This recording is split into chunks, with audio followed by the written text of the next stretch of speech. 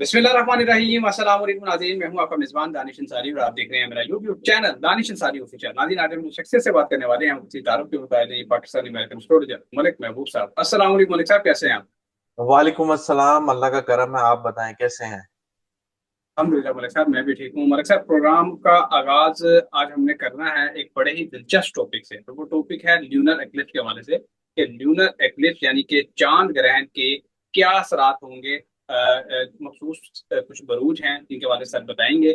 शादी, औलाद, सफर, काम, कारोबार के हवाले से, अगर आप बिरनमुल्क सफर कर रहे हैं, स्टडी के सिलसिले में, कारोबार के सिलसिले में, तमाम एस्पेक्ट को कवर करेंगे। जो जो चीजें, जो जो अहम बातें हैं, वो सर बताएंगे। तो वीडियो का आगाज करते हैं। देखिए दानिश भाई, मैं आपको एक बात बताता हूँ, थोड़ा सा आप इस चीज को समझें कि ज़ोडिएक साइन अगर आपको पता है, अगर आपको टाइम ऑफ बर्थ के हिसाब से पता है, तो फिर समझ में आता है कि वो काम करते हुए आपको कहीं ना कहीं 10-20% काम करते हुए नजर आएंगे।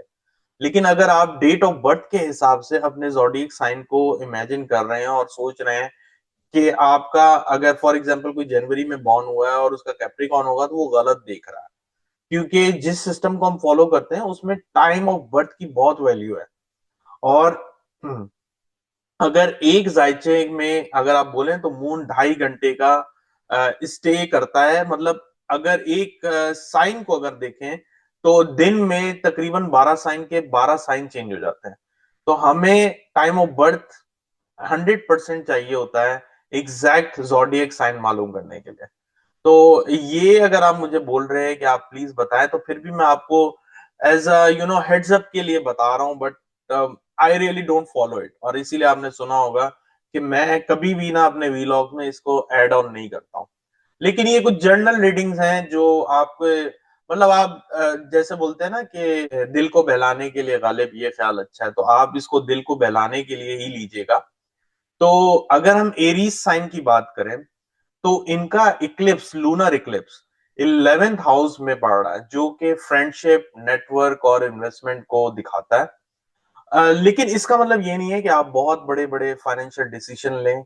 इसका मतलब ये भी है कि आपको आने वाले दिनों में थोड़े से फ्रेंडशिप को लेके, इन्वेस्टमेंट को लेके थोड़ी सी चेंजेस या शिफ्ट करने की जरूरत पड़ सकती है। हाँ, इसमें जो आपको एक ध्यान रखना पड़ेगा, मदर और फैमिली के रिलेशनशिप, उसमें थोड़ी अटेंशन की जरूरत होगी। तो कोशिश करके आप इन चीजों में थोड़ा केयरफुल रहें। और सोशल मीडिया पे आप जरूर अपने आइडियाज को प्रेजेंट कर सकते हैं, लेकिन कोई अनकन्वेंशनल आइडिया को ना करिएगा, क्योंकि वो आपके गले में आ जाएगा। इसके बाद हम सेकंड साइन की बात करते हैं, टॉरस। टॉरस के लिए ये इक्लिप्स 10th हाउस में पड़ रहा है। 10th हाउस के मतलब ये है कि ये आपका जो इक्लिप्स है, कैरियर और कर्मा के बीच में जो, मतलब आपको डिसाइड करना होता है, उसके हिसाब से आपके 10th हाउस में इक्लिप्स पड़ेगा।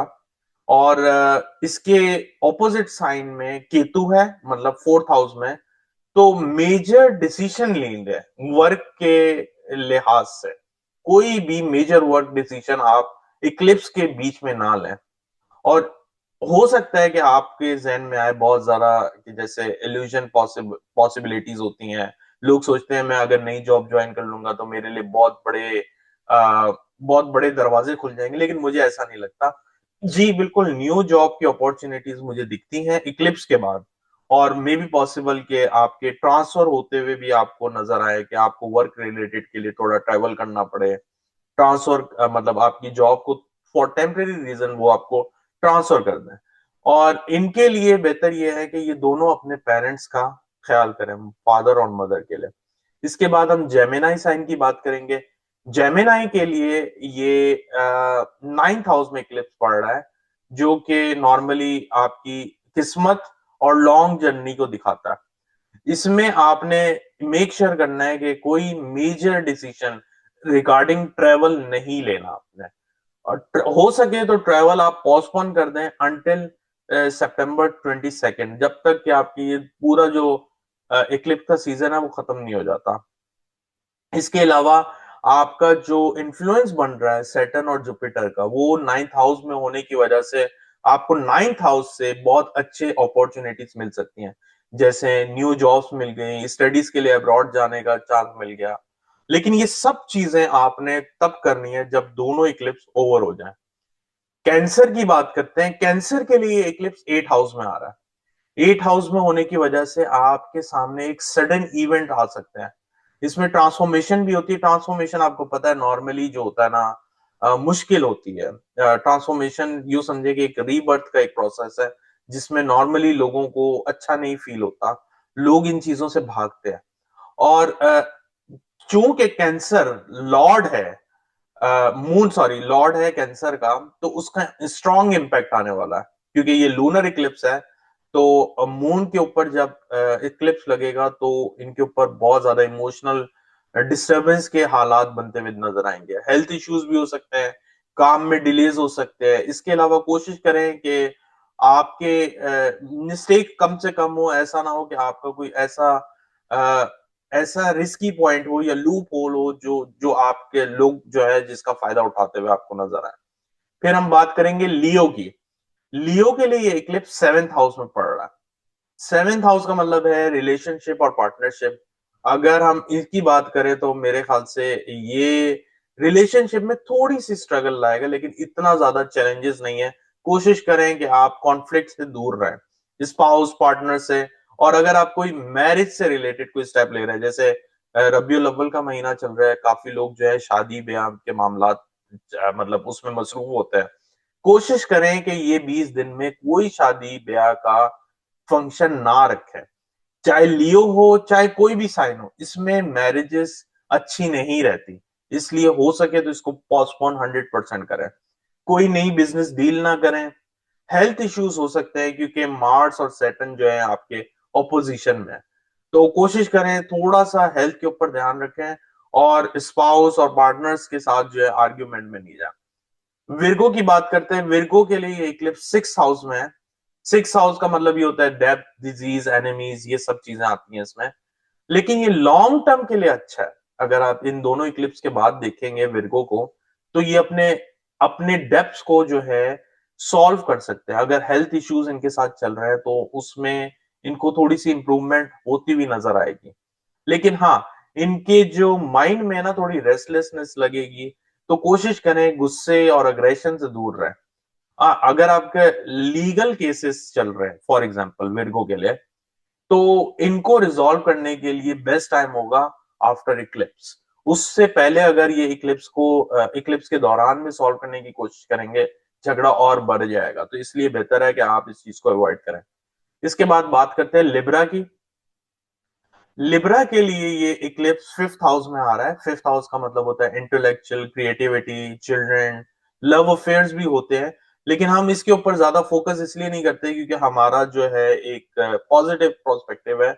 तो कोशिश करें कि आप इसी चीज को अच्छी तरीके से यूज करें। और इसमें आपको बच्चों से रिलेटेड बहुत अच्छी न्यूज मिल सकती है। अगर आपके बच्चे बड़े हैं तो इंशाल्लाह आपको अच्छी न्यूज मिलती हुई सुनाई दी जाएगी। और चैलेंजेस अगर स्टूडेंट हैं तो उनके लिए चैलेंजेस आते हुए नजर आ रहे हैं मुझे, इनकी स्टडीज में, स्टार्टअप में, या अगर वो क्रिएटिविटी में कुछ करना चाह रहे हैं तो उनके लिए प्रॉब्लम है। अच्छा, इनके लिए एक बहुत इंपॉर्टेंट बात बोलूंगा, ये लिब्रा वाले अगर कोई रिस्की स्पेकुलेशन में है तो उसको अवॉइड करें। और खास तौर पे स्टॉक मार्केट जो मूवमेंट होती है उसके ऊपर जो होते हैं लोग जो उसके ऊपर ट्रेड्स कर रहे होते हैं, वो बड़ी डेंजरस हो सकती है। और इसमें कोशिश करें लव अफेयर से दूर रहिएगा, ये बहुत रिस्की पीरियड है। तो ऐसा ना हो कि आपको कोई अनकन्वेंशनल प्रॉब्लम में जाना पड़ जाए। इसके बाद बात करेंगे स्कॉर्पियो की। स्कॉर्पियो के लिए ये इक्लिप्स 4th हाउस में है। 4th हाउस का मतलब ये होता है आपकी होम, मदर, सिक्योरिटी वगैरह। इसके अलावा व्हीकल भी होती है। तो अगर आपका स्कॉर्पियो असेंडेंट है तो बी केयरफुल। इन इन चीजों से रिलेटेड आपको कोई अच्छी न्यूज नहीं मिल सकती। लाइक आपकी मदर की वजह से आपको थोड़ी हेल्थ में प्रॉब्लम सुनाई दी जा सकती है। मे बी पॉसिबल आपके घर का माहौल टेंस हो जाए, आपस में अनबन हो सकती है। स्टूडेंट के लिए यही रिक्वेस्ट है, जो अगर स्कॉर्पियो असेंडेंट वाले हैं तो वो फोकस रहें, उनका फोकस डिस्टर्ब होगा। अच्छा, अगर ये स्कॉर्पियो असेंडेंट है ना तो इनके घर में इलेक्ट्रॉनिक्स वगैरह में प्रॉब्लम आएगी ही आएगी, ये बात आप देखिएगा। सेक्रेटेरियस के लिए ये इक्लिप्स 3rd हाउस में पड़ रहा है। जो कि सिबलिंग करेज, कम्युनिकेशन, आपके और भी जैसे आपके बहन भाइयों को भी दिखाता है। ये नॉर्मली अच्छा है, अच्छा इक्लिप्स रहेगा इनके लिए। लेकिन न्यू वेंचर्स में इनको नहीं जाना चाहिए, क्योंकि ये टाइम जैसे मैंने आपको बताया है पहले भी, इक्लिप्स के दौरान कोई भी चीज नई बिगनिंग अच्छी नहीं होती। तो कोशिश करें कि अपने बहन भाइयों के साथ कॉन्फ्लिक्ट में नहीं रहें। वैसे थर्ड हाउस नेबर्स का भी होता है, तो नेबर्स से कोई ऐसा क्लैश वगैरह, ऐसा कोई मुफ्त में पंगा ना ओपन करें कि जिसकी वजह से आपके लिए मसले हो जाए आने वाले दिन। कोशिश करें कि जब इक्लिप्स के बाद आपके जो पेंडिंग वर्क्स हैं उसको कंप्लीट करें, उसके बाद ही आगे बढ़े न्यू इनिशिएटिव के लिए। इसके बाद आते हैं कैप्रिकॉन के लिए। कैप्रिकॉन के लिए ये इक्लिप्स सेकंड हाउस में आ रहा है, जो कि दिखाता है स्पीच, फैमिली, फाइनेंसेस और फूड को भी दिखाता है। तो पॉसिबल है कि इनको फूड रिलेटेड या डाइजेशन इश्यूज आए। तो और सेकंड हाउस है तो स्पीच भी आती है। स्पीच में कोशिश करें कि आप अपने अल्फाज बड़े सोच समझ के इस्तेमाल करें, क्योंकि इससे मिसअंडरस्टैंडिंग हो सकती है। और कोई भी मनी रिलेटेड जो ट्रांजैक्शन है उसको अवॉइड करिएगा, क्योंकि हो सकता है आपके साथ कोई धोखा हो सकता है। और रिलेटिव से आपको पॉसिबली, अल्लाह ना करे, कोई बुरी न्यूज सुनने को मिल सकती है। इसके बाद आते हैं एक्वेरियस पे। एक्वेरियस के लिए ये इक्लिप्स फर्स्ट हाउस में हो रहा है, मतलब सेल्फ पर्सनालिटी, आपकी अपनी बॉडी। तो इसमें जो है आप एक ट्रांसफॉर्मेशन के अमल से गुजर रहे हैं 18 साल से। तो मे बी पॉसिबल आपको मेंटल एंजाइटी हो, नर्वसनेस हो, लैक ऑफ कॉन्फिडेंस, सब चीजों की पॉसिबिलिटीज है। तो इन चीजों से आप बेहतरीन हल ये मेडिटेशन करें, क्योंकि ये एक आपका रीबर्थ का प्रोसेस है जिसमें आपको मुश्किलात होने का बहुत हद तक चांस दिखता है। तो इसलिए कोशिश करके आप इन चीजों से दूर रहिएगा। इसके बाद लास्ट साइन पाइसिस पे आते हैं। पाइसिस के लिए ये 12th हाउस में इक्लिप्स पड़ रहा है, जो कि शो करता है losses, hidden enemies, foreign travel, sleeping cycle. ये जो है नॉर्मली डिस्टर्ब टाइम होगा पाइसिस के लिए। इससे ऐसा लगता है कि इनकी जो एक सुकून है, जहनी सुकून, इसमें जो है बहुत ज्यादा मसला होता हुआ आपको नजर आएगा। इसके अलावा अगर आप कोशिश करें तो बेहतरीन मेरे पास एक रेमेडी है, वो मैंने आपको बताई है कि आप खाने का पीने का सदका करें। ये बेस्ट रेमेडी है। बहुत शुक्रिया सर, आपने अपने कीमती वक्त से कुछ वक्त निकाला और इतनी जबरदस्त रिसर्च तमाम जोडिक साइंस के हवाले से आपने हमारे साथ शेयर की। इंशाल्लाह नेक्स्ट प्रोग्राम में ऐसे ही इंटरेस्टिंग टॉपिक के साथ दोबारा पेश होंगे। अगली वीडियो तक के लिए मुझे और मलिक महबूब साहब को इजाजत दीजिए। अल्लाह हाफिज।